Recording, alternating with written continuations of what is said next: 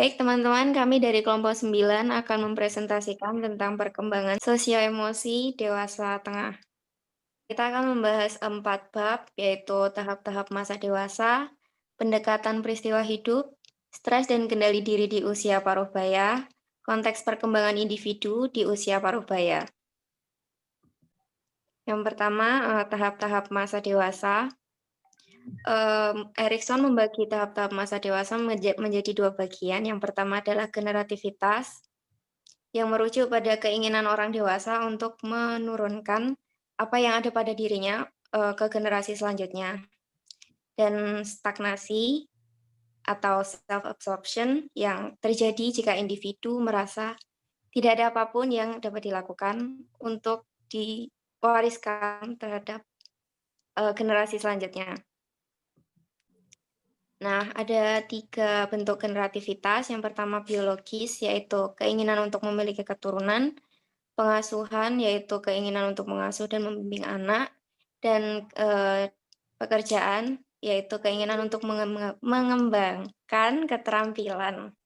Ini ada masa kehidupan manusia dari Levinson, dibagi menjadi 3, berawal dari novice phase yang dikategorikan dari akhir belasan tahun, yang kedua di usia 28 sampai 33 tahun, dan yang terakhir di usia 40 sampai 45 tahun.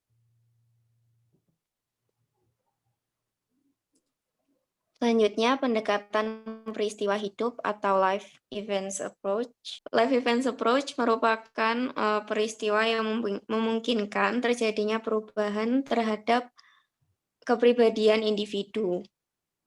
Nah, pendekatan peristiwa hidup masa kini menekankan bahwa pengaruh peristiwa hidup tidak hanya tergantung pada peristiwa itu sendiri atau faktor eksternal, melainkan juga ada faktor-faktor internal seperti kesehatan, fisik, dan dukungan keluarga.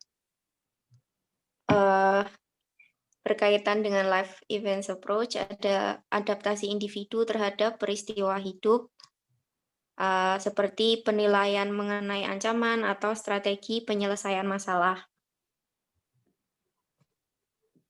Berikutnya, stres dan kendali diri di usia paruh baya. Manusia pada usia dewasa paruh baya mengalami lebih sedikit stresor yang tidak terkontrol, dan beberapa aspek kendali diri meningkat dan sebagian lainnya menurun. Contohnya bisa dibaca sendiri.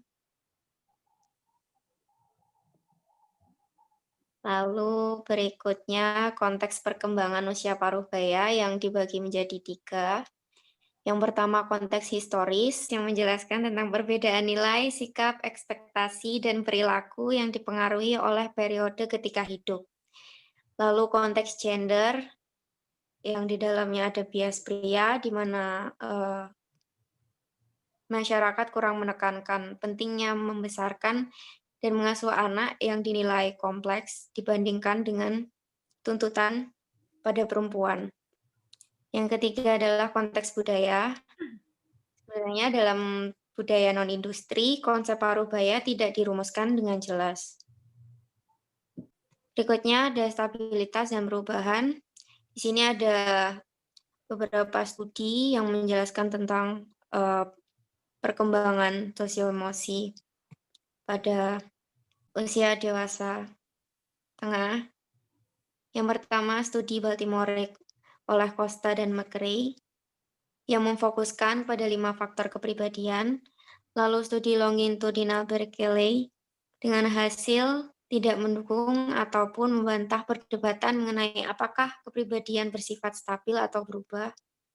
Lalu studi Helson's Mill College yang menghasilkan kesimpulan bahwa wanita dibedakan menjadi 3 berdasarkan orientasinya, yaitu keluarga, karir, atau bukan keduanya.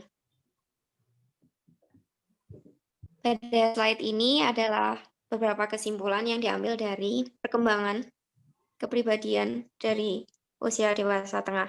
Slide selanjutnya akan dijelaskan oleh Kiki Hawa. Silahkan. Oke, selanjutnya relasi akrab. Itu ada cinta dan pernikahan di usia paruh baya. Ada 2 bentuk utama dari cinta, yaitu cinta romantis dan cinta efektif. Beberapa pernikahan di masa dewasa awal akan terasa sulit dan terjal, akan berubah menjadi lebih biasa di masa dewasa menengah. Meskipun pasangan tersebut melalui kehidupan yang syarat dengan badai, mereka akhirnya dapat menemukan fondasi yang kokoh dalam relasi tersebut. Pasangan di usia parubaya cenderung memandang pernikahan mereka secara positif jika mereka melakukan aktivitas timbal balik. Oke, selanjutnya kekosongan dan pemenuhannya.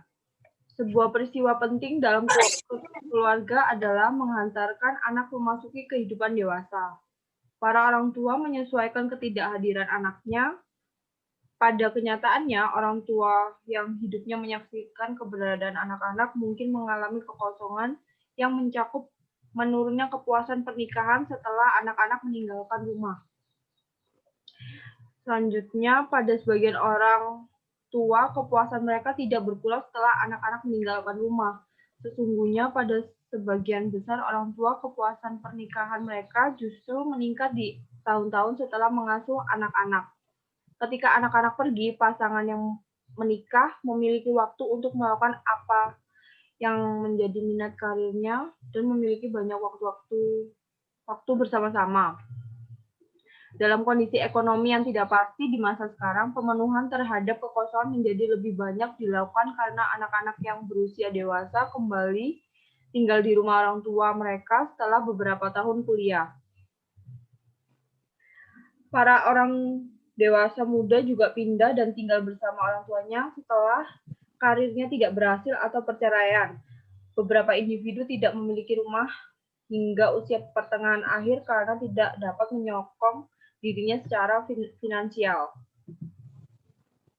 Selanjutnya, ada relasi di antara saudara kandung dan persahabatan. Bagi sebagian orang dewasa, relasi dengan saudara kandung akan berlangsung terus seumur hidup. Relasi di masa dewasa dengan saudara kandung bisa sangat dekat, apatis, atau sangat bersaing.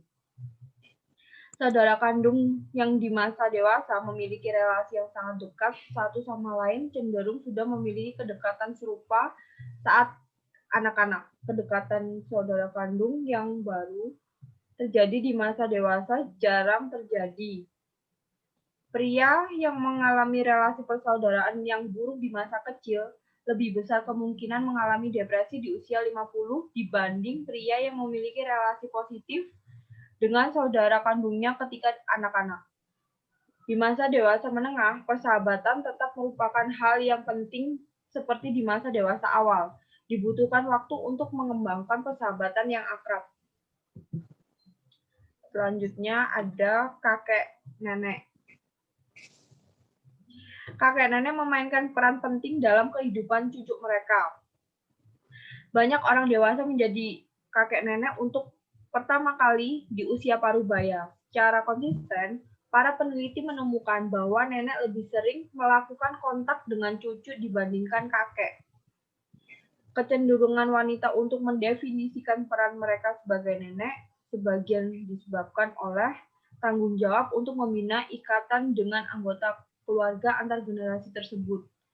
Pria mungkin memiliki harapan yang lebih rendah sehubungan dengan peran sebagai kakek dan melihat peran itu lebih sebagai sesuatu yang bersifat sukarela. Oke, selanjutnya peran dan gaya sebagai kakek nenek. Bagi sejumlah individu lainnya, menjadi kakek nenek dapat memberikan imbalan biologis dan rasa kontinuitas bagi sejumlah individu lainnya. Menjadi kakek nenek memberikan pengalaman pemenuhan diri yang bersifat emosional, menciptakan rasa kebersamaan dan kepuasan yang mungkin belum pernah dialami sebelumnya ketika berrelasi sebagai orang tua dan anak. Perubahan profil kakek nenek, perceraian, kehamilan remaja, dan penyalahgunaan obat yang dilakukan orang tua biasanya menjadi alasan utama para kakek nenek itu untuk kembali memegang peran sebagai orang tua. Meskipun sebetulnya hal itu bukan tugas mereka lagi. Oke, selanjutnya relasi antar generasi. 63% menyatakan keluarga 9% menyatakan agama dan 8% menyatakan pekerjaan.